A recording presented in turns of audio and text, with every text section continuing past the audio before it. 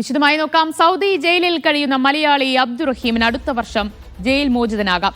റഹീമിന് വധശിക്ഷ വേണമെന്ന prosecution appeal Saudi supreme കോടതി തള്ളി. 20 വർഷം തടവ് ശിക്ഷ മതിയെന്ന വാദം സുപ്രീം കോടതി ശരിവച്ചു.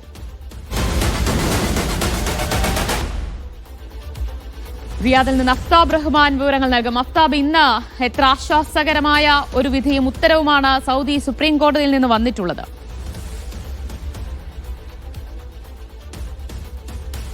ദിവ്യ, ഈ റഹീമിന്റെ കേസുമായി ബന്ധപ്പെട്ട ഏറ്റവും ഒടുവിലത്തെ വിധി എന്ന് വേണമെങ്കിൽ നമുക്ക് ഈ വിധിയെ വിശേഷിപ്പിക്കാം. ഇത് സൗദി സുപ്രീം കോടതിയുടെ വിധിയാണ്. ഇതിൽ പറയുന്നത് പ്രകാരമാണെങ്കിൽ അടുത്ത വർഷം, അതായത് 2026 ജൂണോട് കൂടി റഹീമിന് ജയിൽ മോചനം സാധ്യമാകും. അതിനു മുന്നേ തന്നെ നിയമപരമായ വഴികളിലൂടെ അത് എളുപ്പത്തിലാക്കാനുള്ള ശ്രമങ്ങൾ റിയാദ് നിയമസഹായ സമിതി നടത്തുമെന്ന് അവർ അറിയിക്കുകയും ചെയ്തിട്ടുണ്ട്. ഇന്നിപ്പോൾ ഈ കേസുമായി ബന്ധപ്പെട്ട് നടന്നത്, നേരത്തെ ഒരു കീഴ്ക്കോടതി ഉത്തരവുണ്ടായിരുന്നു. ആ ഉത്തരവിൽ പറഞ്ഞിരുന്നത് റഹീം ഈ സൗദി ബാലന്റെ കൊലപാതകവുമായി ബന്ധപ്പെട്ട ഗൂഢാലോചനയിൽ പങ്കെടുത്തു എന്നത്, ഗൂഢാലോചനയുടെ ഭാഗമായി എന്നുള്ള വകുപ്പിലാണ് അദ്ദേഹത്തിന് 20 വർഷം തടവ് ശിക്ഷ വിധിച്ചിരുന്നത്. ആ തടവ് ശിക്ഷയ്ക്ക് എതിരെ, അതായത് ആ തടവ് ശിക്ഷ പോരാ, വധശിക്ഷ തന്നെ നടപ്പാക്കണമെന്നതായിരുന്നു പ്രോസിക്യൂഷന്റെ ആവശ്യം. ഈ ആവശ്യവുമായാണ് പ്രോസിക്യൂഷൻ നേരത്തെ കീഴ്ക്കോടതി വിധിക്കെതിരെ അപ്പീൽ കോടതിയിലേക്കും പിന്നീട് സുപ്രീം കോടതിയിലേക്കും എത്തുന്നത്. എന്നാൽ ഈ രണ്ട് കോടതികളും ഇപ്പോൾ ഈ കീഴ്ക്കോടതിയുടെ വിധി ശരിവെക്കുകയാണ് ചെയ്തിരിക്കുന്നത്. അതിനർത്ഥം റഹീമിന് നിലവിൽ തന്നെ ഏതാണ്ട് വിചാരണ കാലയളവായി ഏതാണ്ട് 18 വർഷത്തിലേറെ സൗദിയിലെ ജയിലിൽ കഴിഞ്ഞിട്ടുണ്ട്.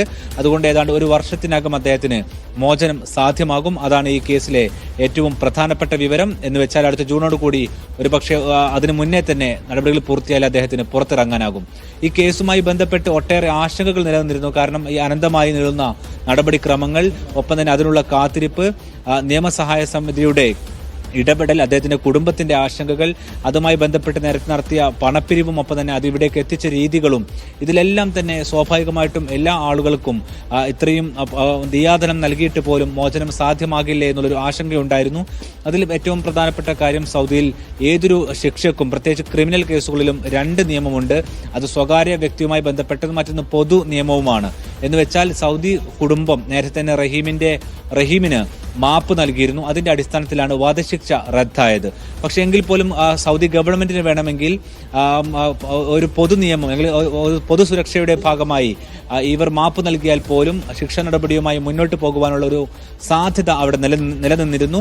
അതിലാണ് ഇപ്പോൾ ഇന്ന് തീർപ്പായിരിക്കുന്നത്. എന്ന് വെച്ചാൽ ഈ കേസുമായി ബന്ധപ്പെട്ട് ഇനിയൊരു നടപടിക്രമങ്ങൾ ബാക്കിയുള്ളത് ശിക്ഷാ കാലാവധി പൂർത്തിയാക്കി റഹീമിന് അടുത്ത വർഷം പുറത്തിറങ്ങാൻ സാധിക്കും എന്നുള്ളതാണ്. അതിന്റെ ഒരു സന്തോഷത്തിലാണ് സ്വാഭാവികമായിട്ടും റിയാദിലെ നിയമസഹായ സമിതിയും അദ്ദേഹത്തിന്റെ കുടുംബവും ഉള്ളത്. ദിവ്യ, യെസ്, ഇനിയിപ്പോൾ ഇതിനിടയിൽ എന്തെങ്കിലും തരത്തിലൊരു നിയമക്കുരുക്കിന് സാധ്യതയുണ്ടോ അഫ്താബ്?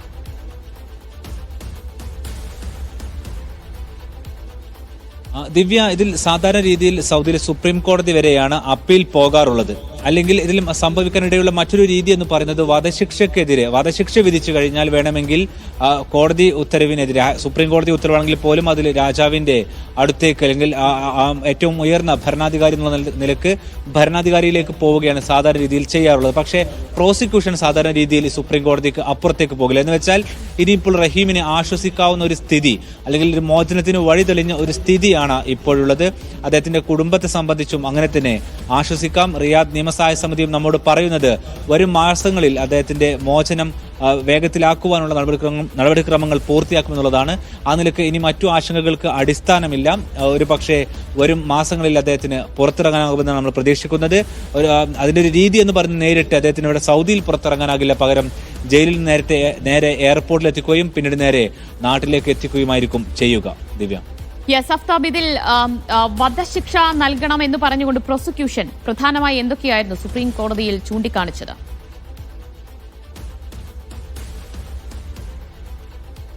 ദിവ്യ, ഈ കേസിന്റെ തുടക്കം മുതൽ തന്നെ ഒട്ടേറെ പ്രശ്നങ്ങളും പ്രയാസങ്ങളും നിറഞ്ഞതായിരുന്നു. നമുക്കറിയുന്നത് പോലെ തന്നെ ഈ സൗദി ബാലന്റെ കൊലപാതകത്തിന് ശേഷം ഒരു ഡ്രാമ നടന്നതായിട്ടാണ് കേസ് ഡയറിയിൽ പറഞ്ഞിരുന്നത്. എന്ന് വെച്ചാൽ അബദ്ധവശാൽ കൊല്ലപ്പെട്ടെങ്കിൽ പോലും അത് മറ്റൊരു സംഘം എത്തി നടത്തിയതാണെന്നുള്ള തരത്തിൽ അത് ചിത്രീകരിക്കാൻ ശ്രമിക്കുകയും അത് പോലീസിന് മുമ്പിൽ അത് പിന്നീട് അന്വേഷണത്തിൽ പൊളിയുകയും ചെയ്തു. ഇതോടുകൂടിയാണ് ഈ കേസിന്റെ ഗതി തന്നെ മാറുന്നത്.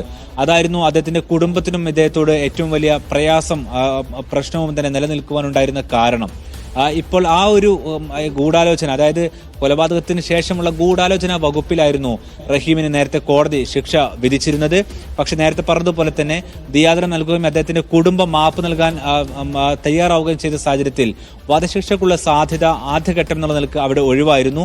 പിന്നീട് നമ്മൾ പ്രതീക്ഷിച്ചിരുന്ന ഒരു കാര്യം, ഒരു പക്ഷേ ഇനി ഭരണകൂടം മറിച്ചൊരു വിധി ഉണ്ടാകുമെന്നുള്ളതായിരുന്നു. പ്രത്യേകിച്ച് എല്ലാവരും പ്രാർത്ഥിച്ചിരുന്നത് അത്തരമൊരു വിധിയിലേക്ക് പോകരുത് എന്നുള്ളതായിരുന്നു. അങ്ങനെ തന്നെയാണ് ഇപ്പോൾ സംഭവിച്ചിരിക്കുന്നത്. എന്ന് വെച്ചാൽ റഹീമിന് ഇനിയൊരു ജയിൽ ശിക്ഷാ കാലാവധി പൂർത്തിയാക്കി കഴിഞ്ഞാൽ ഒരു പക്ഷേ വരും മാസങ്ങളിൽ അദ്ദേഹത്തിന് പുറത്തിറങ്ങാനാകും. ദിവ്യ, എന്തായാലും വളരെ ആശ്വാസകരമായ ഒരു വാർത്തയാണ് സൗദിയിൽ നിന്ന് വരുന്നത്. അബ്ദുറഹീമിന് അടുത്ത വർഷം ജയിൽ മോചിതനാകാൻ കഴിയും. അബ്ദുറഹീമിന് വധശിക്ഷ നൽകണമെന്ന പ്രോസിക്യൂഷന്റെ ആവശ്യം സൗദി സുപ്രീം കോടതി തള്ളിയിരിക്കുകയാണ്. 20 വർഷം തടവ് ശിക്ഷ അത് കഴിയുമ്പോൾ ജയിൽ മോചിതനാകാൻ കഴിയും. അഫ്താബ് റഹ്മാനാണ് വിവരങ്ങൾ നൽകിയത്. കൂടുതൽ വിവരങ്ങളുമായി അഫ്താബ് റഹ്മാൻ ചേരുകയാണ്. അഫ്താബ്, കാനഡയ്ക്കും അതുപോലെ തന്നെ ഓസ്ട്രേലിയയ്ക്കും പിന്നാലെ ഇപ്പോൾ ബ്രിട്ടനും ഫലസ്തീനെ സ്വതന്ത്ര രാഷ്ട്രമായി അംഗീകരിച്ചിരിക്കുകയാണ്. അത് എത്ര വലിയ തിരിച്ചടിയാണ് ഇസ്രായേൽ?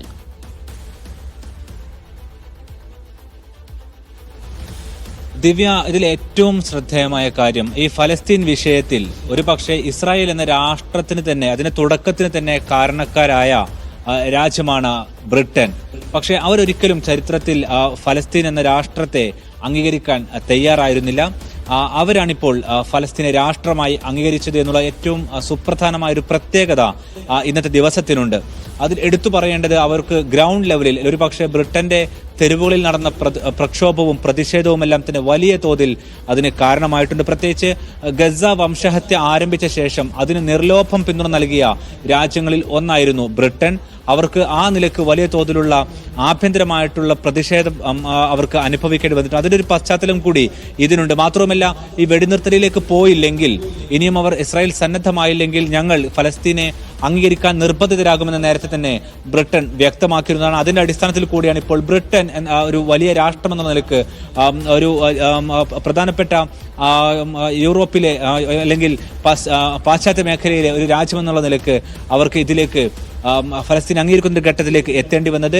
അതോടൊപ്പം തന്നെ കാനഡയും നേരത്തെ സമാനമായ നിലപാട് സ്വീകരിച്ചതാണ്. ഓസ്ട്രേലിയയും അതോടൊപ്പം തന്നെ അവരോടൊപ്പം നിലകൊണ്ടതാണ്. ഫ്രാൻസും സമാനമായ രീതിയിൽ തന്നെ ഈ ഉച്ചകോടിയോട് ഇന്നത്തെ UN-ന്റെ സമ്മേളനത്തോടു കൂടി അവരെ അംഗീകരിക്കുമെന്ന് പ്രഖ്യാപിച്ചതാണ്. പക്ഷേ ഇതിന്റെ ഒരു വളരെ പ്രധാനപ്പെട്ട രാഷ്ട്രീയ പ്രാധാന്യം എന്ന് പറയുന്നത് ഇത്ര അധികം വംശഹത്യ നടക്കുന്ന സമയത്ത് ഫലസ്തീനെ അംഗീകരിക്കാൻ വിവിധ യൂറോപ്യൻ രാഷ്ട്രങ്ങളും വൻകിട രാഷ്ട്രങ്ങളുമെല്ലാം തന്നെ തയ്യാറാകുമ്പോൾ അത് ഫലസ്തീൻ എന്ന് പറയുന്ന ഒരു രാഷ്ട്ര രൂപീകരണത്തിലേക്ക് അല്ലെങ്കിൽ ഒരു ദ്വിരാഷ്ട്ര ഫോർമുലയിലേക്ക് കാര്യങ്ങൾ എത്തിക്കുവാൻ സഹായിക്കും എന്നുള്ളതാണ്. അതിൽ പ്രത്യേകിച്ച് അറബ് രാഷ്ട്രങ്ങളുടെ ഒരു പങ്ക് എടുത്തു പറയേണ്ടതാണ്. കാരണം സൗദി അറേബ്യ ഉൾപ്പെടെയുള്ള രാഷ്ട്രങ്ങൾ നേരത്തെ നോർവേയുടെ പിന്തുണയോടുകൂടി റിയാദിൽ വെച്ച് ഒരു സമ്മേളനം സംഘടിപ്പിക്കുകയും ഫ്രാൻസ് ഉൾപ്പെടെയുള്ള വിവിധ രാഷ്ട്രങ്ങളെ ഇതിലേക്ക് എത്തിക്കുവാനുള്ള ശ്രമങ്ങൾ നടത്തുകയും ചെയ്തിരുന്നു. കാരണം ഈ യുദ്ധം അവസാനിപ്പിച്ചാൽ പോലും ഏറ്റവും പ്രധാനപ്പെട്ട വെല്ലുവിളിയായി നിൽക്കുക ഈ രണ്ട് മേഖലയും തമ്മിലുള്ള അരക്ഷിതാവസ്ഥയും അസ്ഥിരതയുമായിരിക്കും. അതിന് പരിഹാരമാവുക ദ്വിരാഷ്ട്ര ഫോർമുലയാണ് എന്നുള്ളതാണ് തുടക്കം മുതൽ തന്നെ അറബ് രാഷ്ട്രങ്ങൾ പറഞ്ഞുകൊണ്ടിരിക്കുന്നത്. ഇപ്പോഴും അവർ ആവശ്യപ്പെടുന്നത് ഗസയിലെ വെടിനിർത്തൽ മാത്രമല്ല, ദ്വിരാഷ്ട്ര ഫോർമുലയിലേക്ക് കാര്യങ്ങൾ എത്തിയില്ലെങ്കിൽ വീണ്ടും സമാനമായ സ്ഥിതിവിശേഷം തുടരുമെന്ന് അറബ് രാഷ്ട്രങ്ങൾ പറഞ്ഞു വെക്കുന്നുണ്ട്. അതുകൊണ്ട് തന്നെ 1967 അതിർത്തികളോട് കൂടി ജെറുസലേം ആസ്ഥാനമായുള്ള ഒരു ഫലസ്തീൻ രാഷ്ട്രം എന്നുള്ള സ്വപ്നം അതിന് ഇസ്രായേൽ സമ്പൂർണ്ണമായും എതിരാണ്. പക്ഷെ ആ എതിർപ്പുകളെ വകവെക്കാതെയാണ് ഇപ്പോൾ ഈ 3 രാഷ്ട്രങ്ങൾ കൂടി ഫലസ്തീനെ അംഗീകരിക്കുന്നത്. ഇതൊരു പക്ഷേ ഫലസ്തീന് രാഷ്ട്രീയപരമായ നേട്ടങ്ങൾ ഉണ്ടാക്കാം. പക്ഷേ ഈ ഒരു വാർത്ത വന്നതിന് തൊട്ട് പിന്നാലെ തന്നെ ഇസ്രായേലിലെ തീവ്ര പക്ഷക്കാരായ ഒരുപക്ഷെ തീവ്രവാദ സ്വഭാവത്തിൽ തന്നെ പ്രതികരിക്കുന്ന അവരുടെ മന്ത്രിമാർ, ബെൻഗവിർ ഉൾപ്പെടെയുള്ള മന്ത്രിമാർ പറഞ്ഞിരിക്കുന്നത് വെസ്റ്റ് ബാങ്കിനെ ഞങ്ങൾ അതിവേഗത്തിൽ ഇനി അനക്സ് ചെയ്യും, അല്ലെങ്കിൽ അത് ഞങ്ങൾ പിടിച്ചെടുക്കും എന്നുള്ളതാണ് പറയുന്നത്. എന്ന് വെച്ചാൽ ഇപ്പോൾ ഗസ, നമുക്കറിയാം ഗസയും വെസ്റ്റ് ബാങ്കും രണ്ടിടങ്ങളിലായിട്ടാണ് നിൽക്കുന്നത്. ഈ വെസ്റ്റ് ബാങ്കിൽ പൂർണ്ണമായിട്ടും ഇസ്രായേലിന്റെ അധീനതയിലേക്ക് കൊണ്ടുവരികയും ഒറ്റപ്പെട്ടൊരു തുരുത്തായി മാത്രം ഫലസ്തീന്റെ മറ്റു ഭാഗങ്ങളെ അവശേഷിപ്പിക്കും എന്നുള്ളതാണ് അവർ പറയുന്നത്. എങ്കിൽ പോലും ഇതിന് ഈ ഒരു സ്വഭാവത്തിലാണ് അവരുടെ പ്രതികരണം. എങ്കിൽ പോലും കൂടുതൽ രാഷ്ട്രങ്ങൾ ഈ ഒരു സമ്മർദ്ദത്തിലേക്ക് ഇസ്രായേലിന് മേൽ എത്തുന്നത് വലിയ തോതിൽ ഈ ഫലസ്തീൻ എന്നുള്ള ഒരു ആശയത്തിന് അല്ലെങ്കിൽ ഒരു രാഷ്ട്ര രൂപീകരണത്തിലേക്കുള്ള വഴി തുറക്കുമെന്നുള്ള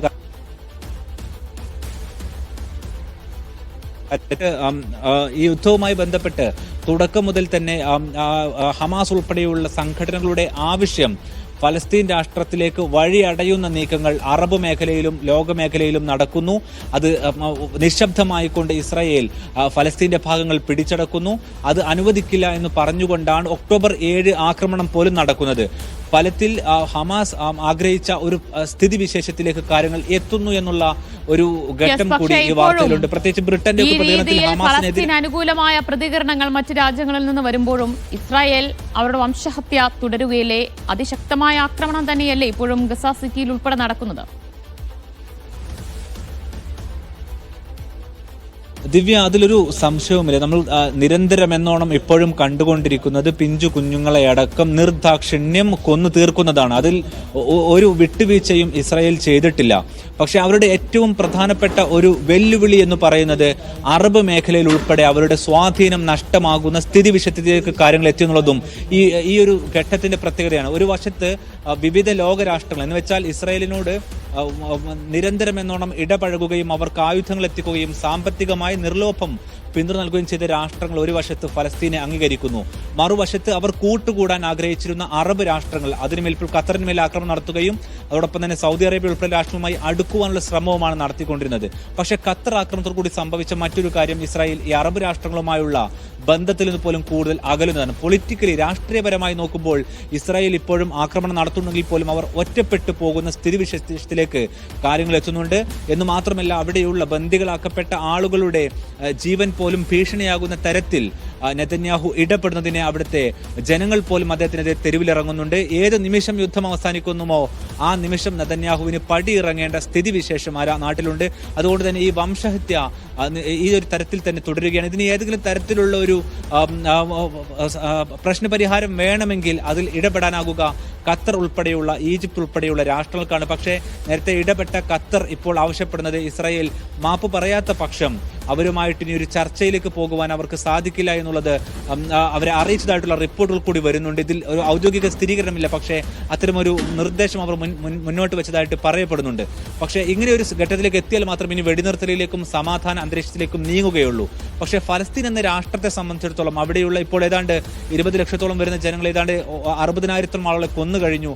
ഇപ്പോഴും ഏതാണ്ട് 20,000 ആളുകൾ അവിടെ അവശേഷിക്കുന്നുണ്ട്. ഗസ സിറ്റിയിലേക്ക് അധിനിവേശവും ഒപ്പം തന്നെ വംശഹത്യവും വലിയ തോതിൽ നടന്നുകൊണ്ടിരിക്കുകയും ചെയ്യുന്നുണ്ട്. ഈ ഒരു ഘട്ടത്തിൽ ഇനി ഇതിനെ തടയിടാനുള്ള ഏക മാർഗം എന്ന് പറയുന്നത് വൻ ശക്തി രാഷ്ട്രങ്ങൾ ഇസ്രായേലിന് മേൽ സമ്മർദ്ദം ചെലുത്തുക എന്നുള്ളതാണ്. അതിന്റെ ആദ്യ പടിയായി വേണമെങ്കിൽ നമുക്ക് ഈ ഒരു ഇന്നിപ്പോൾ ഫലസ്തീനെ രാഷ്ട്രമായി അംഗീകരിച്ച ബ്രിട്ടന്റെയും കാനഡയുടെയും ഓസ്ട്രേലിയയുടെയും എല്ലാം തന്നെ നടപടികളെ വിശേഷിപ്പിക്കാം. കാരണം ഇത്രയധികം രാഷ്ട്രങ്ങൾ ഒന്നിച്ച് ഇസ്രായേലിനെതിരെ വരുന്നത് വലിയ തോതിലുള്ള രാഷ്ട്രീയ സമ്മർദ്ദം അവർക്ക് മേൽ ഉയർത്തും. മറ്റൊരു പ്രധാനപ്പെട്ട കാര്യം, ഇനി ഇങ്ങനെയൊക്കെ ഒരു അംഗീകാരം ഫലസ്തീന് ലഭിച്ചാൽ പോലും ഇതിൽ ഏറ്റവും പ്രധാനപ്പെട്ട കാര്യം ഫലസ്തീൻ ഒരു ഐക്യരാഷ്ട്രസഭയിലെ സ്ഥിരം അംഗമല്ല എന്നുള്ളൊരു പ്രത്യേകത കൂടി ഇതിലുണ്ട്. സ്ഥിരാംഗത്വം ലഭിക്കണമെങ്കിൽ ഈ സുരക്ഷാ കൗൺസിലിന്റെ സമ്മതം വേണം. പക്ഷേ സുരക്ഷാ കൗൺസിലിലേക്ക് എത്തുമ്പോഴെല്ലാം അതിനെ എതിർക്കുന്ന ഏക രാഷ്ട്രം US ആണ്. അതുകൊണ്ട് തന്നെ വലിയ തോതിൽ മറ്റു രാഷ്ട്രങ്ങളെല്ലാം തന്നെ ഈ തരത്തിൽ ഫലസ്തീൻ അംഗീകരിക്കുന്ന സ്ഥിതിവിശേഷത്തിലേക്ക് എത്തിക്കഴിഞ്ഞാൽ US-നും സമാനമായ രീതിയിൽ തന്നെ വലിയ തോതിലുള്ള പ്രഷർ അല്ലെങ്കിൽ സമ്മർദ്ദം ഇതിനുമേൽ അനുഭവിക്കുകയും ഇടപെടുകയും ചെയ്തു വരുന്നതാണ് അന്താരാഷ്ട്ര മാധ്യമങ്ങളുടെ ഒരു വിലയിരുത്തൽ.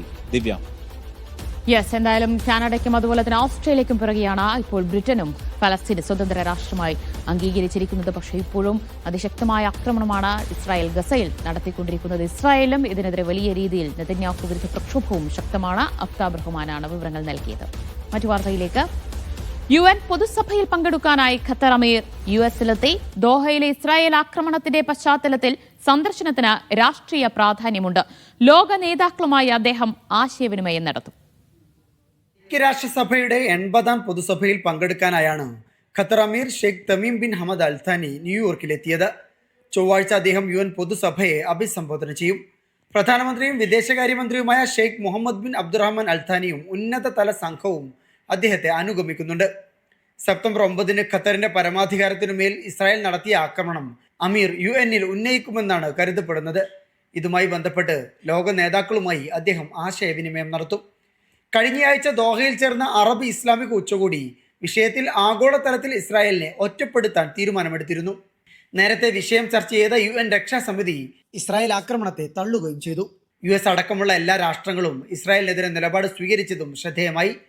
ഗസ യുദ്ധവും സ്വതന്ത്ര ഫലസ്തീൻ രാഷ്ട്രവും പൊതുസഭയിൽ ചർച്ചയാകും. Media 1 Doha.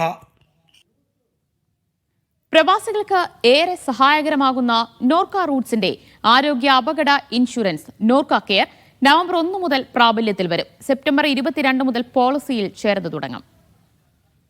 നിശ്ചിതമായി ഉണ്ടാകുന്ന ആശുപത്രി ചിലവുകൾ ഏതൊരു കുടുംബത്തിന്റെയും താളം തെറ്റിക്കും എന്നുള്ള കാര്യത്തിൽ യാതൊരു സംശയവുമില്ല. ഈ ഒരു അവസരത്തിൽ ഒരു ആരോഗ്യ ഇൻഷുറൻസ് പോളിസി എന്ന് പറയുന്നത് ഒരു പ്രവാസിയെ സംബന്ധിച്ചിടത്തോളം വളരെ അത്യാവശ്യമുള്ള കാര്യമാണ്. കേരളത്തിലെ നോർക്ക റൂട്ട്സും ഇന്ത്യയിലെ തന്നെ ഒരു പ്രമുഖ പൊതുമേഖലയിലുള്ള ഒരു ഇൻഷുറൻസ് കമ്പനിയുമായി ചേർന്ന് ആവിഷ്കരിച്ച് നടപ്പിലാക്കിയിരിക്കുന്ന ഒരു ആരോഗ്യ അപകട ഇൻഷുറൻസ് പദ്ധതിയാണ് നോർക്ക കെയർ എന്ന് പറയുന്നത്. സെപ്റ്റംബർ 22 മുതൽ ഒക്ടോബർ 21 വരെയാണ് നിലവിൽ ലഭ്യമായ വിവരത്തിന്റെ അടിസ്ഥാനത്തിൽ ഈ പോളിസിയിൽ ചേരാനുള്ള കാലാവധി. പോളിസി പ്രാബല്യത്തിൽ വരുന്നത് കേരള പിറവി ദിവസമായ നവംബർ 1 മുതൽ. കാലാവധി എന്ന് പറയുന്നത് 2026 ഒക്ടോബർ 31 വരെയാണ്. ഈ പദ്ധതിയിൽ ചേരാനുള്ള പ്രായപരിധി എന്ന് പറയുന്നത് 18നും 70 വയസ്സിനും മധ്യേ പ്രായമുള്ളവരായിരിക്കണം. നോർക്കയുടെ കാർഡ് ഉള്ളവർക്ക് വേണ്ടി മാത്രമായിട്ട് പരിമിതപ്പെടുത്തിയിരിക്കുക. നോർക്ക റൂട്ട്സ് പ്രവാസി ID കാർഡ് അംഗത്വം ഇനി മുതൽ വാട്സ്ആപ്പ് വെരിഫിക്കേഷൻ വഴിയും ലഭ്യമാകും. നേരത്തെ പുതിയ അംഗത്വ കാർഡ് എടുക്കുന്നതിനും കാർഡുകൾ പുതുക്കുന്നതിനും 2 OTP സംവിധാനമാണ് ഉണ്ടായിരുന്നത്. OTP ഒന്ന് മെയിൽ വഴിയും മറ്റൊന്ന് നാട്ടിലെ മൊബൈൽ നമ്പർ വഴിയുമാണ് ലഭിച്ചിരുന്നത്. മെയിൽ സംവിധാനങ്ങൾ ഉപയോഗിക്കാൻ അറിയാത്ത പലർക്കും ഇതൊരു ബാധ്യതയായി മാറിയിരുന്നു.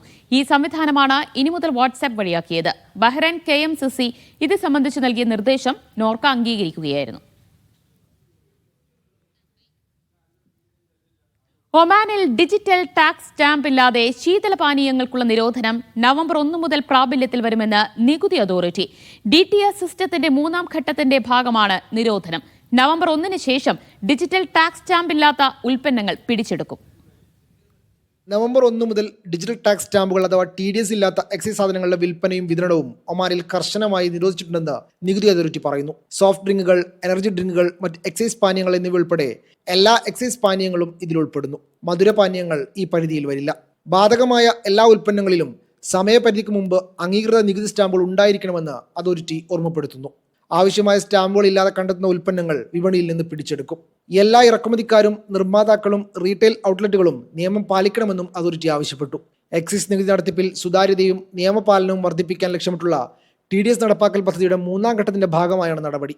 2019 മധ്യത്തിലാണ് രാജ്യത്ത് എക്സൈസ് നികുതി നിയമം പ്രാബല്യത്തിൽ വന്നത്. ഇതനുസരിച്ച് സിഗരറ്റ്, പുകയില ഉൽപ്പന്നങ്ങൾ, മദ്യം, സ്പിരിറ്റുകൾ, കാർബണേറ്റഡ് എനർജി ഡ്രിങ്കുകൾ തുടങ്ങിയ ചില ഉൽപ്പന്നങ്ങളിൽ 50% മുതൽ 100% വരെ എക്സൈസ് നികുതി ചുമത്താൻ തുടങ്ങിയിരുന്നു. Media 1 Muscat. സൗദിയിലെ ദമാമിൽ മലയാളി കൊല്ലപ്പെട്ടു. തിരുവനന്തപുരം ബാലരാമപുരം സ്വദേശി അഖിൽ അശോക് കുമാറാണ് കൊല്ലപ്പെട്ടത്. കേസിൽ വനിതയുൾപ്പെടെ 4 പേരെ അറസ്റ്റ് ചെയ്തു. സ്വദേശി പൗരനുമായുണ്ടായ തർക്കത്തിൽ ഗോവണിയിൽ നിന്ന് വീണാണ് മരണകാരണമെന്നാണ് പ്രാഥമിക നിഗമനം. അടിപിടിയുണ്ടായ ഫ്ളാറ്റിൽ അഖിൽ എന്തിനെത്തി എന്നതിലും ദുരൂഹതയുണ്ട്. ദമാമിലെ വാദിയയിലാണ് സംഭവം. തിരുവനന്തപുരം അതിയന്നൂർ ബാലരാമപുരം സ്വദേശി അഖിൽ അശോകകുമാർ സിന്ധുവിനെ കോണിപ്പടികൾക്ക് താഴെ മരിച്ച നിലയിൽ കണ്ടെത്തുകയായിരുന്നു. അഖിലിന് 28 വയസ്സായിരുന്നു. കേസിൽ വനിതയുൾപ്പെടെ 4 പേരെ അന്വേഷണ സംഘം അറസ്റ്റ് ചെയ്തിട്ടുണ്ട്. 3 പേർ ആഫ്രിക്കൻ വംശജരും ഒരാൾ സ്വദേശിയുമാണ്. സ്വദേശിയുമായുണ്ടായ അടിപിടിയിൽ സ്റ്റെയർകേസ് വഴി താഴേക്ക് വീണാണ് മരണം. വ്യാഴാഴ്ച രാത്രി കത്തീഫിൽ നിന്നും വാദിയയിലേക്ക് പോയതാണ് അഖിൽ. ഇവിടെയുള്ള ഒരു കെട്ടിടത്തിൽ വെച്ചാണ് വാക്കുതർക്കവും കയ്യേറ്റവും ഉണ്ടായത്.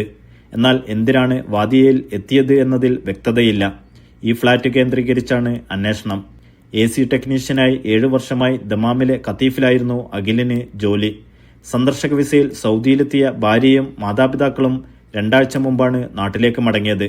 സാമൂഹ്യ പ്രവർത്തകനും ലോക കേരള സഭാംഗവുമായ നാസ് വക്കത്തിന്റെയും KMCC വെൽഫെയർ വിഭാഗം പ്രതിനിധി അമീൻ കാണിക്കവിളയുടെയും നേതൃത്വത്തിൽ നിയമ നടപടികൾ പുരോഗമിക്കുന്നുണ്ട്. മൃതദേഹം നടപടികൾ പൂർത്തിയാക്കി നാട്ടിലേക്ക് കൊണ്ടുപോകും. കേസന്വേഷണവും തുടരുകയാണ്. Naushad Irikkur, media 1, Dammam. 3 മാസത്തിലധികം നീണ്ടുനിന്ന കടുത്ത വേനൽക്കാലത്തിന് ബഹ്റൈനിൽ അവസാനമാവുകയാണ്. നാളെ രാത്രിയോടെ രാജ്യത്ത് ശരത്കാലം ഔദ്യോഗികമായി ആരംഭിക്കും. തണുപ്പിലേക്കുള്ള മാറ്റം ക്രമേണയായിരിക്കുമെന്നതിനാൽ ശക്തമായ ശൈത്യം അനുഭവപ്പെടാൻ ഒക്ടോബർ പകുതി വരെ കാത്തിരിക്കേണ്ടി വരും. 93 ദിവസവും 15 മണിക്കൂറും നീണ്ട ഏറ്റവും ദൈർഘ്യമേറിയ വേനൽക്കാലത്തിനാണ് ബഹ്റൈൻ വിട പറയുന്നത്. സെപ്റ്റംബർ 22 രാത്രിയോടെ ബഹ്റൈനിൽ ഔദ്യോഗികമായി ശരത്കാലം ആരംഭിക്കും. ചുട്ടുപൊള്ളുന്ന ചൂടിന്റെ പിടിയിൽ നിന്ന് രാജ്യം അങ്ങനെ പതിയെ തണുപ്പിലേക്ക് കടക്കും. ജ്യോതിശാസ്ത്രജ്ഞർ പറയുന്നതനുസരിച്ച് സെപ്റ്റംബർ 22 തിങ്കളാഴ്ച രാത്രി 9:19 ശരത്കാലം ആരംഭിക്കും. ഇത് 89 ദിവസവും 20 മണിക്കൂറും നീളുമെന്നാണ് റിപ്പോർട്ട്. പകൽ താപനില ക്രമേണ 35 ഡിഗ്രി സെൽഷ്യസ് വരെ താഴുകയും രാത്രിയിൽ അത് 27 ഡിഗ്രി സെൽഷ്യസിന് താഴെയുമെത്തും. ഇതിനു പുറമെ ഗൾഫ് നാടുകളിലെ പ്രധാന വില്ലനായ ഹ്യൂമിഡിറ്റിയുടെ തോതും 70% താഴെയെത്തും. വേനലിൽ നിന്ന് തണുപ്പ് കാലത്തിലേക്കുള്ള മാറ്റം ക്രമേണയായിരിക്കും. അതിനാൽ തന്നെ പെട്ടെന്നൊരു ദിവസം കൊണ്ട് കാലാവസ്ഥാ മാറ്റം ആളുകൾക്ക് അനുഭവപ്പെടില്ല.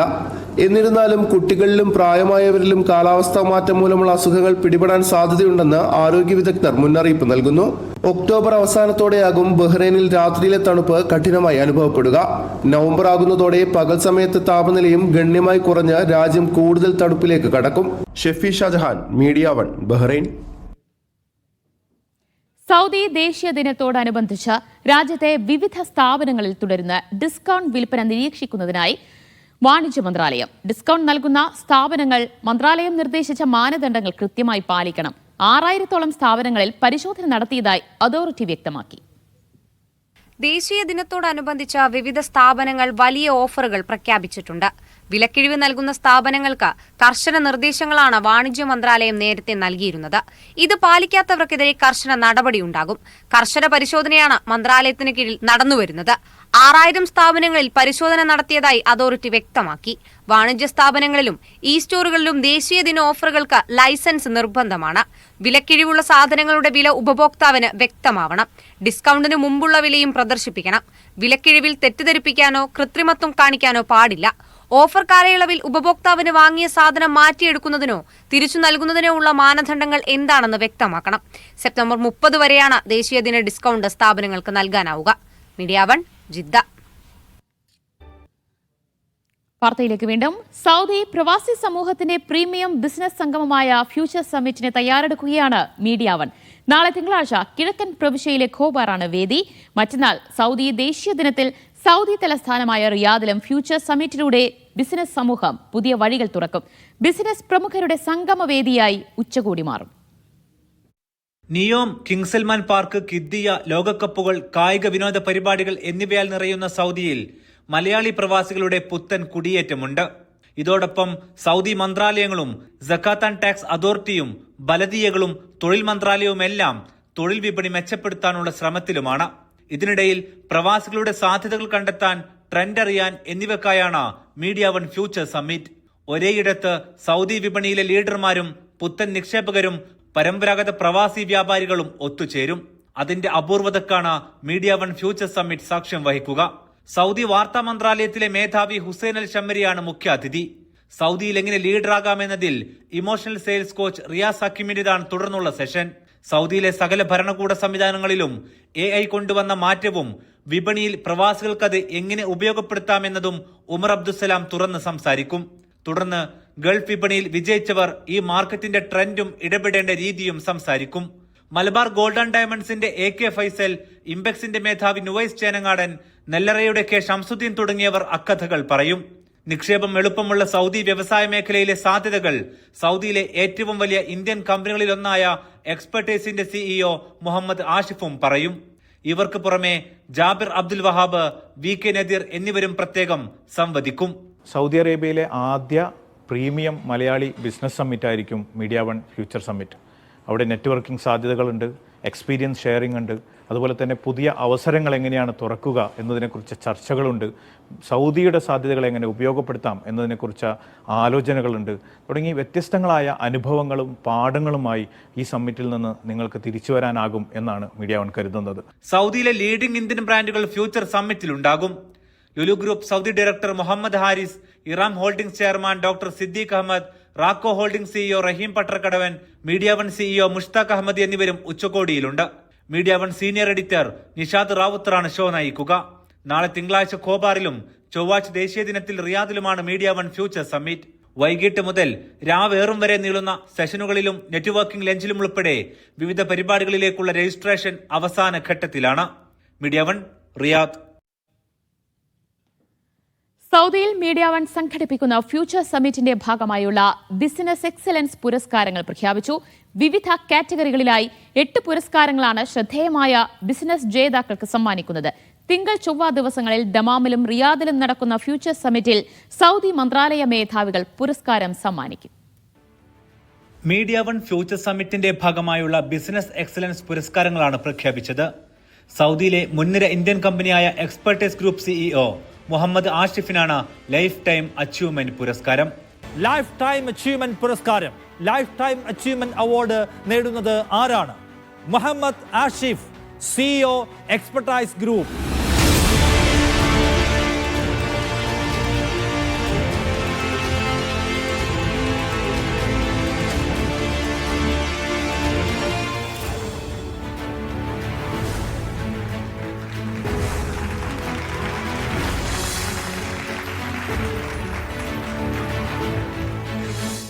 Excellence in consumer durable and home appliances കാറ്റഗറിയിൽ സമഗ്ര നേട്ടത്തിനുള്ള പുരസ്കാരത്തിന് Pittappillil agencies MD Peter Paul പിട്ടാപ്പിള്ളിലും അർഹനായി.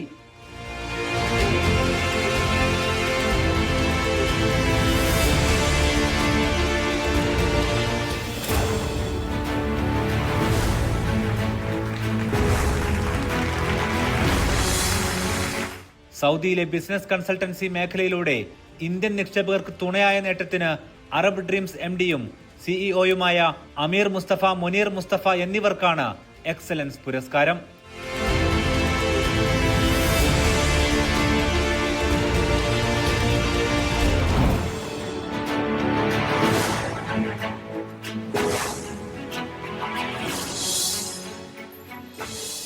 Woman entrepreneur of the year പുരസ്കാരത്തിന് അർഹയായത് അൽബിനിയ എന്ന ബ്രാൻഡിലൂടെ ബ്യൂട്ടി ഹെൽത്ത് കെയർ മേഖലയിൽ സൗദിയിൽ ആധിപത്യം സ്ഥാപിച്ച സുനിത സുരേഷിനാണ്.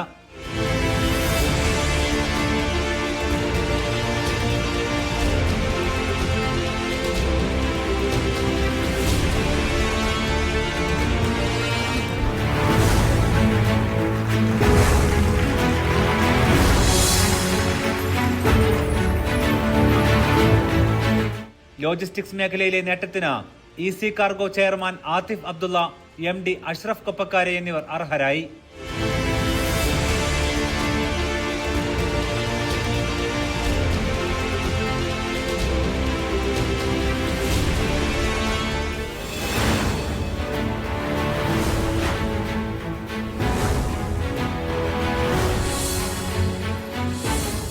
IT മേഖലയിലെ സമഗ്ര നേട്ടത്തിനുള്ള പുരസ്കാരം Sivra technologies founder and CEO Maroof പൂളമണ്ണക്കാണ്.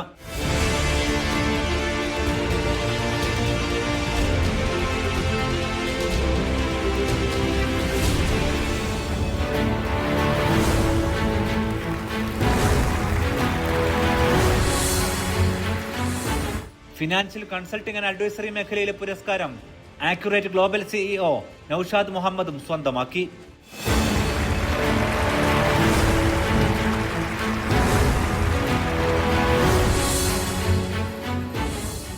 Excellence in fintech മേഖലയിലെ പുരസ്കാരം എത്തിക് ഫിൻ സിഇഒയും കോ ഫൗണ്ടറുമായ നദീർ വിക്കെക്കാണ്.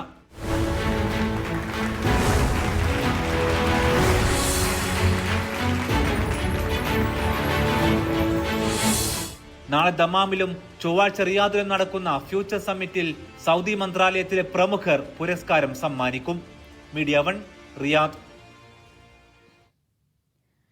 സൗദിയിലെ ഇന്ത്യൻ എംബസി സേവനങ്ങളിൽ നേരിടുന്ന കാലതാമസം ഒഴിവാക്കണമെന്ന ആവശ്യവുമായി ET മുഹമ്മദ് ബഷീർ എംപിക്ക് നിവേദനം നൽകി. ദമാം KMCC കൊടുവള്ളി മണ്ഡലം ഭാരവാഹികളാണ് നിവേദനം നൽകിയത്. പാസ്പോർട്ട് പുതുക്കുന്നതിനും ഡോക്യുമെന്റ് അറ്റസ്റ്റേഷൻ പൂർത്തിയാക്കുന്നതിനും അനിയന്ത്രിതമായ കാലതാമസം നേരിടുന്നതായി എംപിയുടെ ശ്രദ്ധയിൽപ്പെടുത്തി. അഷ്റഫ് ഗസൽ, മജിദ് CG, UK, ഉമർ ഓമശ്ശേരി എന്നിവർ പങ്കെടുത്തു. ഖത്തറിൽ അടുത്ത വർഷത്തെ ഹജ്ജ് സീസണിലേക്കുള്ള രജിസ്ട്രേഷൻ ആരംഭിച്ചു. ഒക്ടോബർ 1 മുതൽ 31 വരെയാണ് രജിസ്ട്രേഷൻ സമയമെന്ന് ഖത്തർ ഔഖഫ് അറിയിച്ചു. രജിസ്ട്രേഷൻ നടപടിക്രമങ്ങളിൽ 2 മാറ്റങ്ങൾ കൊണ്ടുവന്നിട്ടുണ്ട്. ഒന്ന്, അപേക്ഷകർ രാജ്യത്തിനകത്തെ പ്രാഥമിക ആരോഗ്യ കേന്ദ്രങ്ങളിൽ നിന്ന് തീർത്ഥാടനത്തിനായുള്ള മെഡിക്കൽ സർട്ടിഫിക്കറ്റ് നേടണം. 10,000 റിയാൽ ഡെപ്പോസിറ്റ് തുകയായി കെട്ടിവയ്ക്കണമെന്നതാണ് രണ്ടാമത്തേത്. 10,000 യുവ സംരംഭകർക്ക് പരിശീലനം നൽകുന്ന ദേശീയ പദ്ധതി പ്രഖ്യാപിച്ച് UAE. പ്രധാനമന്ത്രി ഷെയ്ഖ് മുഹമ്മദാണ് പദ്ധതി പ്രഖ്യാപിച്ചത്. UAE സംരംഭകത്വത്തിന്റെ തലസ്ഥാനമാക്കി മാറ്റുക എന്ന ലക്ഷ്യത്തോടെയാണ് പദ്ധതി. 50 സർക്കാർ സ്വകാര്യ സ്ഥാപനങ്ങൾ പരിശീലനം നൽകാൻ മുന്നോട്ട് വരും. സ്റ്റാർട്ടപ്പ് എമിറേറ്റ്സ് എന്ന പേരിൽ പുതിയ പ്ലാറ്റ്ഫോമും ഇതിനായി ആരംഭിക്കും. കുവൈറ്റിലെ ശവസംസ്കാര സമയക്രമം ഏകീകരിച്ച് മുനിസിപ്പാലിറ്റി. ഇന്നു മുതൽ രാജ്യത്തെ എല്ലാ ശ്മശാനങ്ങളിലും 2 സമയങ്ങളിലാണ് ശവസംസ്കാരങ്ങൾ നടക്കുകയെന്ന് ഡെപ്യൂട്ടി ഡയറക്ടർ ജനറൽ മിഷാൽ അൽ അസ്മി അറിയിച്ചു. രാവിലെ 9 മണിക്കും അസർ നമസ്കാരത്തിന് ശേഷവുമാണ് സംസ്കാര ചടങ്ങുകൾ നടക്കുക. ശവസംസ്കാര നടപടിക്രമങ്ങളിൽ ഏകീകൃതത വരുത്താനും ഷെഡ്യൂളിംഗ് എളുപ്പമാക്കാനും കുടുംബങ്ങൾക്ക് മികച്ച സൗകര്യം ഉറപ്പാക്കാനുമാണ് നടപടി സ്വീകരിച്ചതെന്ന് അധികൃതർ വ്യക്തമാക്കി. ദുബായിൽ മയക്കുമരുന്ന് വിൽപ്പന സംഘത്തിലെ 7 പേർ അറസ്റ്റിലായി. ഇവരിൽ നിന്ന് 26 കിലോയിലേറെ വിവിധതരം ലഹരി വസ്തുക്കൾ പിടിച്ചെടുത്തു. അന്താരാഷ്ട്ര ബന്ധമുള്ള മയക്കുമരുന്ന് സംഘത്തിന്റെ വിതരണക്കാരാണ് പിടിയിലായതെന്ന് പോലീസ് പറഞ്ഞു. UAEക്ക് പുറത്തുനിന്നാണ് ഈ സംഘത്തെ നിയന്ത്രിക്കുന്നത്. സംഘത്തിന് നേതൃത്വം നൽകുന്നവർ വിവിധയിടങ്ങളിലെത്തിക്കുന്ന ലഹരി വസ്തുക്കൾ ആവശ്യക്കാർക്ക് വിതരണം ചെയ്യുന്ന 7 പേരാണ് വിവിധ ഘട്ടങ്ങളിലായി പിടിയിലായതെന്ന് പോലീസ് പറഞ്ഞു. പ്രതികളെല്ലാം ഏഷ്യൻ രാജ്യത്തു നിന്നുള്ള പൗരന്മാരാണ്. മയക്കുമരുന്ന് കടത്തിയതിന് ബഹ്റൈനിൽ പ്രവാസിയായ മൊബൈൽ ഷോപ്പ് ജീവനക്കാരന് 15 വർഷം തടവും 5000 ദിനാർ പിഴയും ശിക്ഷ. 26-കാരനായ ഇന്ത്യക്കാരനെയാണ് ഹൈ ക്രിമിനൽ കോടതി ശിക്ഷിച്ചത്. കാനഡയിൽ നിന്നെത്തിയ 2.5 കിലോഗ്രാം ഹാഷിഷ് മയക്കുമരുന്ന് മൃഗങ്ങളുടെ ഭക്ഷണമെന്ന വ്യാജേന ഒളിപ്പിച്ച നിലയിൽ കടത്തുകയായിരുന്നു. മയക്കുമരുന്ന് വിൽപ്പനയ്ക്കായി പ്രതി നിരവധി വാട്സ്ആപ്പ് ഗ്രൂപ്പുകൾ ഉണ്ടാക്കിയതായും പബ്ലിക് പ്രോസിക്യൂഷൻ അറിയിച്ചു. കുവൈറ്റിലെ ഇന്ത്യൻ സമൂഹത്തിന് നന്ദിയും കടപ്പാടും അറിയിച്ച് Indian ambassador doctor Adarsh Swaika. Indian എംബസിയിൽ നടന്ന ഇന്ത്യൻ കമ്മ്യൂണിറ്റി അസോസിയേഷൻ ഭാരവാഹികളുടെ യാത്രയയപ്പ് യോഗത്തിൽ സംസാരിക്കുകയായിരുന്നു അദ്ദേഹം. ഇന്ത്യ കുവൈറ്റ് ബന്ധം ശക്തിപ്പെടുത്തുന്നതിൽ ഇന്ത്യൻ സമൂഹത്തിന്റെ സംഭാവന നിർണായകമാണെന്ന് അംബാസഡർ പറഞ്ഞു. ഡോക്ടർ ആദർശ് സ്വീക്ക നൽകിയ സേവനങ്ങളെ വിവിധ സംഘടനാ നേതാക്കൾ പ്രശംസിച്ചു. കെനിയയിലെ ഇന്ത്യയുടെ പുതിയ ഹൈക്കമ്മീഷണറായി അദ്ദേഹം ഉടൻ ചുമതലയേൽക്കും. പരമിത ത്രിപതിയാണ് കുവൈറ്റിലെ പുതിയ ഇന്ത്യൻ അംബാസഡർ. സൗദിയിൽ കേരള എഞ്ചിനീയേഴ്സ് ഫോറം റിയാദ് ചാപ്റ്ററിന്റെ നേതൃത്വത്തിൽ സാങ്കേതിക സെമിനാർ സംഘടിപ്പിച്ചു. AI, ഓട്ടോമേഷൻ തുടങ്ങിയ മേഖലകളിലായിരുന്നു ചർച്ച. ഡോക്ടർ അബ്ദുൽ നാസർ, മൗറൂഫ് ഷൈലബുദ്ദീൻ, അൻഫസ് ഹസൻ, അഫ്താബ് റഹ്മാൻ തുടങ്ങിയവർ സംസാരിച്ചു. ആഷിഖ് പാണ്ഡികശാല, ഷാഹിദ് തുടങ്ങിയവർ പരിപാടി നിയന്ത്രിച്ചു. PDPയുടെ പ്രവാസി കൂട്ടായ്മയായ PCFന്റെ സിൽവർ ജൂബിലി ആഘോഷങ്ങൾക്ക് ദുബായിൽ തുടക്കമായി. UAE ദേശീയ പ്രസിഡന്റ് അബ്ദുൽ ഖാദർ കോദച്ചുര ആഘോഷങ്ങൾ ഉദ്ഘാടനം ചെയ്തു. ഇലിയാസ് തലശ്ശേരി അധ്യക്ഷത വഹിച്ചു. പ്രവാസി ഇന്ത്യ ഭാരവാഹി അരുൺ സുന്ദർരാജ് മുഖ്യാതിഥിയായിരുന്നു. സാബു കൊട്ടാരക്കര, കരീം കാഞ്ഞാർ, ശിഹാബ് മണ്ണഞ്ചേരി, KPA റഫീഖ് രാമപുരം, മുഹമ്മദ് റാഷിദ് സുൽത്താൻ, റഹീസ് കാർത്തികപ്പള്ളി തുടങ്ങിയവർ സംസാരിച്ചു. വേൾഡ് മലയാളി കൗൺസിൽ കുവൈറ്റ് പ്രൊവിൻസിന്റെ വാർഷിക പൊതുയോഗവും ഓണാഘോഷവും സെപ്റ്റംബർ 26-ന് സാൽവ അൽ സമൃദ്ധ ഹാളിൽ നടക്കും. ഓണപ്പൊലിമ 2025 എന്ന പേരിലാണ് പരിപാടി സംഘടിപ്പിക്കുന്നത്. സംഘടനയുടെ ഗ്ലോബൽ ലീഡേഴ്സ് പരിപാടിയും ചടങ്ങിന്റെ ഭാഗമായി സംഘടിപ്പിച്ചിട്ടുണ്ട്. ബേസിൽ ബെനി അവതരിപ്പിക്കുന്ന സ്റ്റേജ് ഷോ പ്രധാന ആകർഷണമാകും. കൂടാതെ വിവിധ കലാപരിപാടികളും ഒരുക്കിയിട്ടുണ്ട്. 55 രാജ്യങ്ങളിലായി പ്രവർത്തിക്കുന്ന ആഗോള മലയാളി സംഘടനയായ വേൾഡ് മലയാളി കൗൺസിലിന്റെ കുവൈറ്റ് പ്രൊവിൻസ് ചാപ്റ്ററാണ് പരിപാടി സംഘടിപ്പിക്കുന്നത്. കുവൈറ്റിലെ സ്വകാര്യ ആരോഗ്യരംഗത്തെ പ്രശസ്തരായ മെട്രോ മെഡിക്കൽ ഗ്രൂപ്പിന്റെ 8ാമത് ബ്രാഞ്ച് സാൽമിയിൽ പ്രവർത്തനം ആരംഭിച്ചു. ഉദ്ഘാടനത്തോടനുബന്ധിച്ച് നിരവധി ഓഫറുകൾ പ്രഖ്യാപിച്ചിട്ടുണ്ട്. മെട്രോയുടെ 10ാമത്തെ ഫാർമസിയും സാൽമിയിൽ പ്രവർത്തനം ആരംഭിച്ചു. ഉദ്ഘാടന ചടങ്ങിൽ വിവിധ രാജ്യങ്ങളുടെ കുവൈത്തിലെ സ്ഥാനപതിമാർ, എംബസി ഉദ്യോഗസ്ഥർ, സാമൂഹിക സാംസ്കാരിക രംഗത്തെ പ്രമുഖർ എന്നിവർ പങ്കെടുത്തു. മെട്രോ മെഡിക്കൽ ഗ്രൂപ്പ് ചെയർമാനും സിഇഒമായ Mustafa Hamza, managing director Ibrahim Kutty, partners doctor Biji Basheer, doctor Ahmed Al Azmi, medical director doctor Hindal Hamad, Fahad Al Mutairi, general manager Muhammad Shawki എന്നിവർ സന്നിഹിതരായിരുന്നു. പരിപാലനം, പരിഗണന, ചികിത്സ എന്ന സന്ദേശവുമായി മുന്നേറുന്ന മെട്രോയുടെ പുതിയ ബ്രാഞ്ച് രോഗികൾക്കായി സമഗ്രമായ ആരോഗ്യ സേവനങ്ങളാണ് ഒരുക്കുന്നത്. Internal medicine, dental, dermatology, cosmetology and laser, ENT, OBN gynaecology, general medicine, lab, X-ray, ultrasound തുടങ്ങി നിരവധി വിഭാഗങ്ങൾ ഇവിടെ പ്രവർത്തനം ആരംഭിച്ചു. High calibre MRI, mammogram, CT scan തുടങ്ങിയ പ്രീമിയം സേവനങ്ങൾക്കായി പിക്ക് ആൻഡ് ഡ്രോപ്പ് സൗകര്യവും ഒരുക്കിയിട്ടുണ്ട്. ആയിരങ്ങൾ പങ്കെടുത്ത ഇന്നത്തെ ഉദ്ഘാടനം കഴിയുമ്പോൾ നമുക്കൊരുപാട് മനസ്സിനേറെ സന്തോഷവും അതുപോലെ തന്നെ നമ്മുടെ കമ്മിറ്റ്മെൻറ്റ് ഏറെ, റെസ്പോൺസിബിലിറ്റി ഏറെ വർദ്ധിച്ചിരിക്കുകയാണ്. ഇപ്പോൾ പിക്കപ്പ് ആൻഡ് ഡ്രോപ്പ് ഈ പ്രായമേറിയ ആളുകളെ, അതല്ലെങ്കിൽ ഹോസ്പിറ്റലിലേക്ക് വന്ന് ചികിത്സിക്കാൻ വേണ്ടി കഴിയാത്ത ആളുകളെ MRI പോലെയുള്ള സ്കാനിങ്ങിന് വേണ്ടിയിട്ട് വിധേയമാക്കാൻ നമ്മൾ തന്നെ വണ്ടി അയച്ചു അവർക്ക് ട്രീറ്റ്മെന്റ് കഴിഞ്ഞ് തിരിച്ചു കൊണ്ടുപോരുന്ന ഒരു പരിപാടി. ഉദ്ഘാടനത്തോടനുബന്ധിച്ച് പ്രത്യേക ഓഫറുകളും പ്രഖ്യാപിച്ചു. സെപ്റ്റംബർ 19 മുതൽ ഒക്ടോബർ 31 വരെ സ്പെഷ്യലിസ്റ്റ് ഉൾപ്പെടെ എല്ലാ ഡോക്ടർമാരുടെയും കൺസൾട്ടേഷൻ 3 ദിനാറിന് ലഭ്യമാകും. 2025 ഡിസംബർ 31 വരെ എല്ലാ കൺസൾട്ടേഷനും മെഡിക്കൽ പ്രൊസീജിയറുകൾക്കും 30% ക്യാഷ് ബാക്കും, ഫാർമസി ബില്ലിംഗിൽ 15% ക്യാഷ് ബാക്കും ലഭിക്കും. സ്പെഷ്യൽ ലാബ് പാക്കേജുകളും ഇൻഷുറൻസ് രോഗികൾക്കായി 2026 ഡിസംബർ വരെ പ്രത്യേക കൂപ്പണുകളും ഒരുക്കിയിട്ടുണ്ട്. മെഹബുള്ള, റിഗ, ജഹറ എന്നിവിടങ്ങളിലേക്കും സേവനങ്ങൾ വ്യാപിപ്പിക്കുമെന്ന് മെട്രോ മാനേജ്മെന്റ് അറിയിച്ചു. Media 1, Kuwait city. സൗദി ദമാമിലെ പ്രവാസി യുവ എഴുത്തുകാരൻ അസ്ലം കൊളക്കോടൻ രചിച്ച പുസ്തകത്തിന്റെ കവർ പ്രകാശനം MP E.T. മുഹമ്മദ് ബഷീർ നിർവഹിച്ചു. ഇംഗ്ലീഷ് കവിതകളുടെ സമാഹാരമായ റിവർ ഓഫ് തോട്ട്സ് എന്ന പേരിലാണ് പുസ്തകം. ദമാമിലെ സാമൂഹ്യ സാംസ്കാരിക രംഗത്തുള്ളവർ സംബന്ധിച്ചു. ഡെസ്റ്റിനി ബുക്സ് പ്രസിദ്ധീകരിക്കുന്ന പുസ്തകം ഉടൻ പുറത്തിറങ്ങുമെന്ന് സംഘാടകർ പറഞ്ഞു. ജിദ്ദ ഇന്ത്യൻ ഇസ്ലാഹി സെന്റർ കുടുംബസംഗമം സംഘടിപ്പിക്കുന്നു. ഒക്ടോബർ 3 വെള്ളിയാഴ്ച വൈകിട്ട് ക്വീൻ നൈറ്റ് ഓഡിറ്റോറിയത്തിൽ വെച്ചാണ് പരിപാടി. ഖുറാൻ പഠിതാക്കൾക്ക് വേണ്ടി നടത്തുന്ന സംഗമത്തിൽ പ്രമുഖ പണ്ഡിതർ പങ്കെടുക്കും. കുട്ടികൾക്ക് വേണ്ടി വിവിധ മത്സരങ്ങളും അരങ്ങേറും. പരിപാടിയുടെ സ്വാഗത സംഘവും രൂപീകരിച്ചു.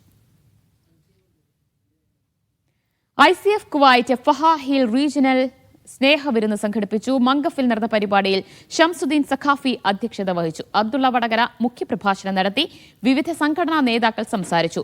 വിശ്വാസം മുറുകെ പിടിച്ച് സാഹോദര്യത്തോട് ജീവിക്കാനുള്ള അന്തരീക്ഷം സമൂഹത്തിൽ നിലനിൽക്കണമെന്ന് പരിപാടിയിൽ പങ്കെടുത്തവർ അഭിപ്രായപ്പെട്ടു.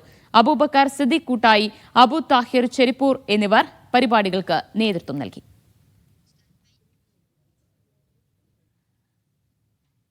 വാർത്തയിലേക്ക് വീണ്ടും.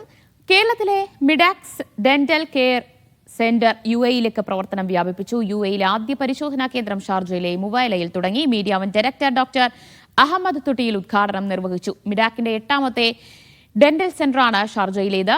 UAE-യിലെ വിവിധ മേഖലയിലെ പ്രമുഖർ ഉദ്ഘാടന ചടങ്ങിൽ പങ്കെടുത്തു. മിഡാക്കിന്റെ സ്പെഷ്യാലിറ്റി എന്ന് പറഞ്ഞാൽ എല്ലാ കെയറും is usually given by the specialist doctor. At the same time affordable ആയിട്ടുള്ളൊരു സാധനം with a lot of technology എന്താ പറയുക അതിൽ അവൈലബിൾ ആയിരിക്കും. ഇപ്പം പേഷ്യൻറ്റ് ഭയങ്കര കംഫർട്ടബിൾ ആയിരിക്കും നമ്മൾ ട്രീറ്റ്മെൻറ്റ് ഇവിടുന്ന് ചെയ്യുന്ന സമയത്ത്. At the same time it's gonna be very affordable.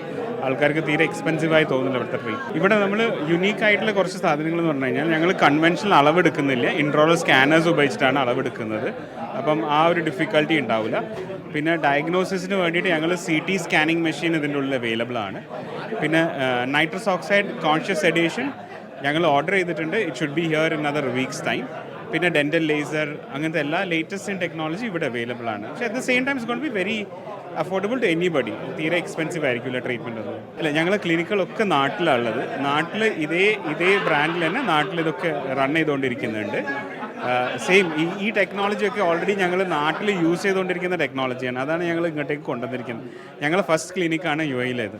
ഇനി എന്തെങ്കിലും എക്സ്പാൻഷൻ പ്ലാൻസ് ഉണ്ടോ? Definitely we are looking at expansion in two different places. നാട്ടിലും ഇവിടെയും നോക്കുന്നുണ്ട് എക്സ്പാൻഷൻ. ഡിയോറ ഗോൾഡൻ ഡയമണ്ട്സ് ദോഹയിൽ പ്രവർത്തനം ആരംഭിച്ചു. ഹമദ് അബ്ദുള്ള അൽ നാസർ ഉദ്ഘാടനം ചെയ്തു. സിനിമാ താരം മനു സിത്താര മുഖ്യാതിഥിയായിരുന്നു. ദോഹയിലെ ബർവ വില്ലേജിലാണ് ആഭരണങ്ങളുടെ വിപുലമായ ശേഖരത്തോടെ Diora gold and diamond showroom ആരംഭിച്ചത്. നടി അനു സിത്താര ആദ്യ വിൽപ്പന നിർവഹിച്ചു. ഗോൾഡ് ഡയമണ്ട് ആഭരണങ്ങൾക്ക് പുറമെ വെള്ളി ആഭരണങ്ങളുടെ അതിനൂതന ഡിസൈനുകളും ഉപഭോക്താക്കൾക്കായി ഒരുക്കിയതായി മാനേജ്മെന്റ് അറിയിച്ചു. എൻ്റെ ഖത്തറിലെ ഫസ്റ്റ് ഷോപ്പാണിത്. ഇതിൽ ഞങ്ങൾ മെയിനായി കോൺസെൻട്രേറ്റ് ചെയ്യുന്നത് ലൈറ്റ് വെയ്റ്റ് ആഭരണങ്ങളും 18 ക്യാരറ്റ് എസ്പെഷ്യലി സിൽവർ ഐറ്റമിലാണ് നമ്മൾ കോൺസെൻട്രേറ്റ് ചെയ്യുന്നത്. പിന്നെ സ്റ്റോണിൽ നാച്ചുറൽ സ്റ്റോൺസ് അങ്ങനെ എല്ലാ ഐറ്റംസും നമ്മൾ ഇതിൽ കീപ്പ് ചെയ്യുന്നുണ്ട്. For sure, I believe in him that he's going to do well in this shop and hopefully from this shop to a 20 shop in Doha and in the Gulf. ഉപഭോക്താക്കൾക്ക് customisation സൗകര്യവും lifetime സൗജന്യ സർവീസും ഉറപ്പാക്കുമെന്ന് സംരംഭകർ പറഞ്ഞു. Managing director Pradeep Kalladiyil, general manager Shaheer, showroom manager Parthiban Mohandas തുടങ്ങിയവർ സന്നിഹിതരായിരുന്നു. Media 1 Doha. Thrissur association Muscat drop for life എന്ന പേരിൽ രക്തദാന ക്യാമ്പ് സംഘടിപ്പിച്ചു. ബൗഷർ ബ്ലഡ് ബാങ്കുമായി സഹകരിച്ച് നടന്ന ക്യാമ്പിൽ 100 കണക്കിന് പേർ രക്തം ദാനം ചെയ്തു. ഷൈജു വൈത്തോട്ടിൽ, ജയശങ്കർ പാലുശ്ശേരി, വാസുദേവൻ തളിയറ, മുഹമ്മദ് അലി എന്നിവർ ക്യാമ്പിന് നേതൃത്വം നൽകി. തൃശൂർ അസോസിയേഷൻ സംഘടിപ്പിച്ച പ്രഥമ പരിപാടിക്ക് ലഭിച്ച ജനപങ്കാളിത്തം കൂടുതൽ പരിപാടികൾ സംഘടിപ്പിക്കാൻ പ്രചോദനമായെന്നും പ്രസിഡന്റ് ജയശങ്കർ പാലുശ്ശേരി പറഞ്ഞു. ഹൃദയാഘാതത്തെ തുടർന്ന് സൗദിയിലെ ദമാമിൽ മരിച്ച പ്രവാസി മലയാളിയുടെ മൃതദേഹം നാളെ നാട്ടിലേക്ക് കൊണ്ടുപോകും. ആലപ്പുഴ ചിറയകം സ്വദേശി പ്രദീപ് കുമാറിന്റെ മൃതദേഹമാണ് നടപടികൾ പൂർത്തിയാക്കി നാട്ടിലേക്ക് കൊണ്ടുപോകുന്നത്. 15 വർഷമായി സൗദിയിലെ ദമാമിൽ സ്വകാര്യ കമ്പനിയിൽ ജോലി ചെയ്തു വരികയായിരുന്നു. സാമൂഹ്യ പ്രവർത്തകൻ ഷാജി വയനാടിന്റെ നേതൃത്വത്തിലാണ് നടപടികൾ പൂർത്തിയാക്കിയത്. ജിദ്ദയിൽ KMCC സംഘടിപ്പിക്കുന്ന അഹമ്മദ് മെമ്മോറിയൽ ഫുട്ബോൾ ടൂർണമെന്റിന് തുടക്കമായി. ഉദ്ഘാടനത്തോടനുബന്ധിച്ച് വിവിധ കലാ സാംസ്കാരിക പരിപാടികൾ അരങ്ങേറി.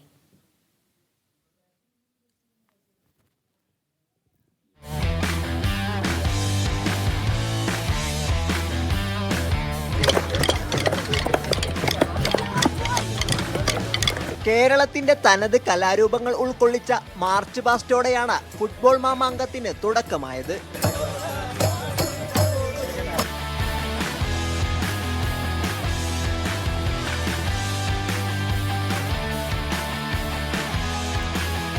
ജിദ്ദയിലെ ഫുട്ബോൾ ആരാധകരാൽ നിറഞ്ഞ മൈതാനിയിൽ ET മുഹമ്മദ് ബഷീർ MP മേള ഉദ്ഘാടനം ചെയ്തു.